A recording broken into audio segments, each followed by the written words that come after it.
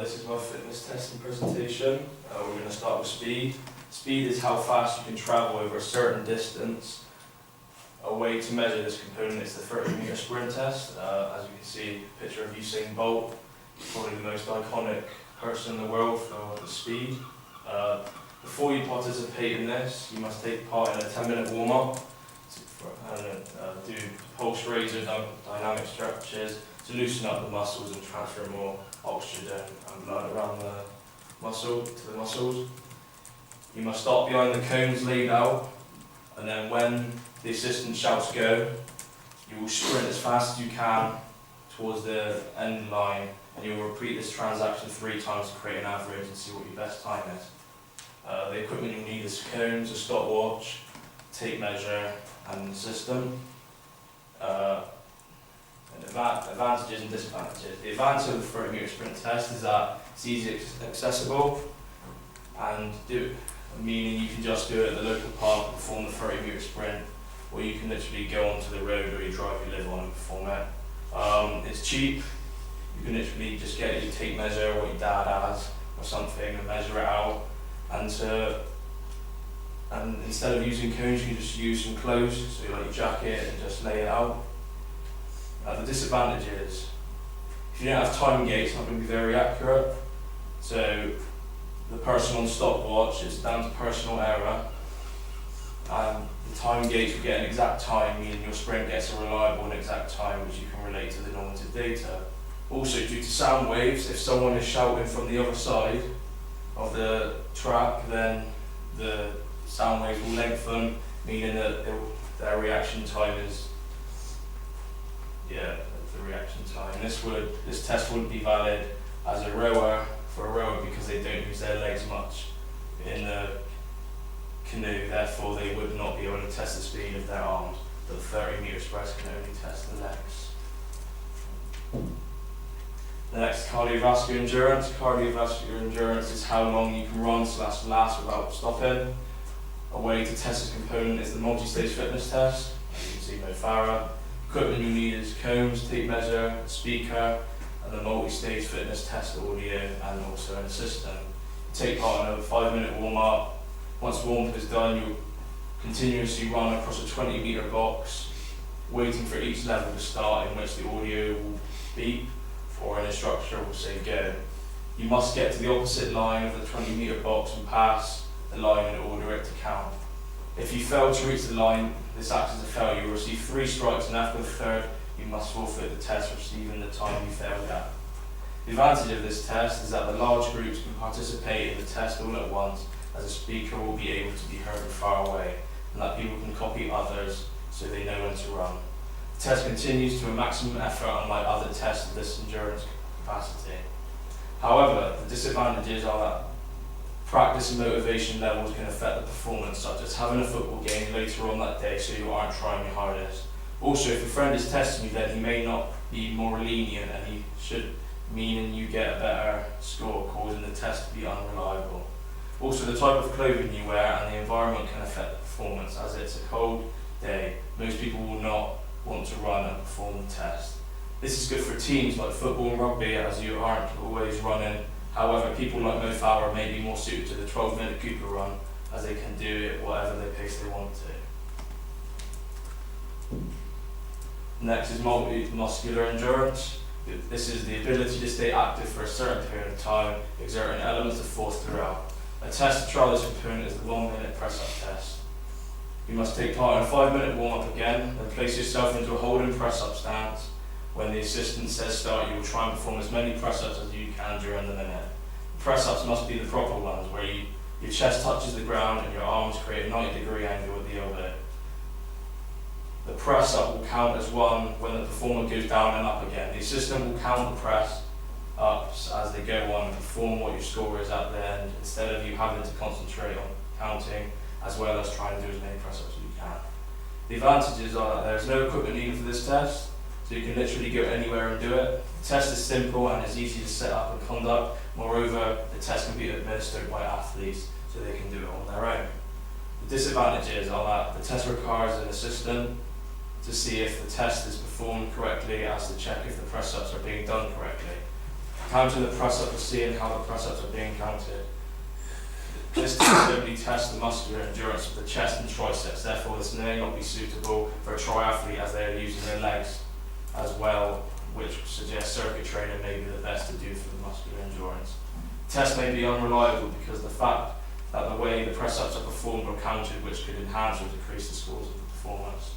Here is the normative data. Power. Power is the amount of force exerted at one moment of time.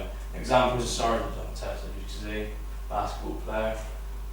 The equipment you need is an system, a Vertec, and a wall to do it on. Firstly, you can take part in a warm-up consisting of a pulse raiser, dynamic stretch, and a skill-based activity. Then you walk up and stand next to the flat wall where a measure or a Vertec will be.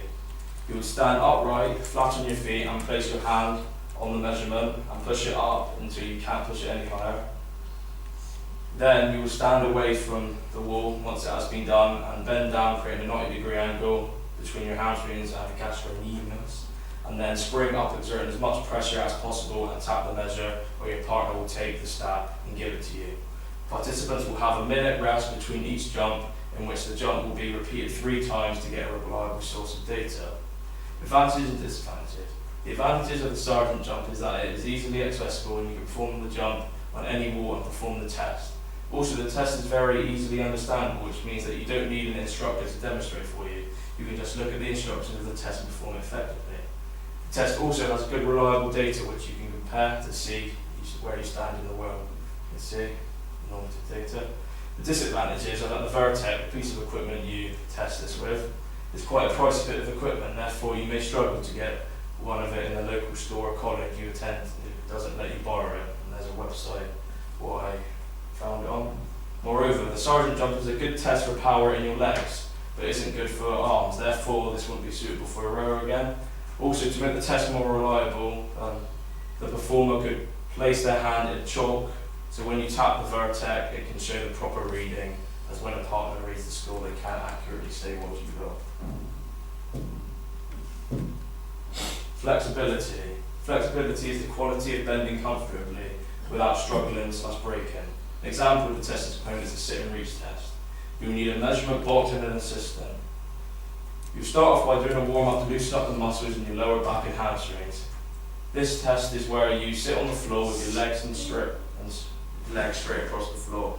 Your shoes must be off and the soles must be flat against the box. The performer will reach as far as they can to get the best possible score without bending their legs. The subject will hold this position for 3 seconds.